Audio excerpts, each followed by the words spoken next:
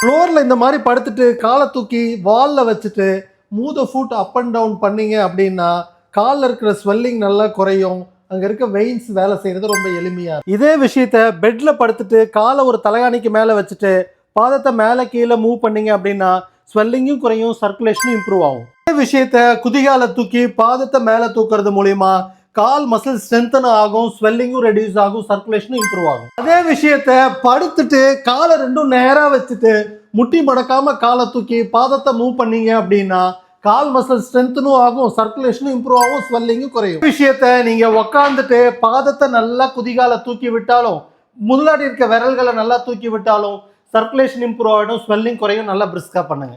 இந்த எக்ஸசைஸை எந்த ஏஜ்லையும் பண்ணலாங்க. காலில் சர்க்குலேஷன் இம்ப்ரூவ் ஆகிறதுக்கும், ஸ்ட்ரென்த் ஆகிறதுக்கும், ஸ்வெல்லிங் வராமல் இருக்கிறதுக்கும். ஸ்வெல்லிங்ன்றது ஒரு கிளாசிக்கல் சைன் ஃபார் டீகண்டிஷனிங்க.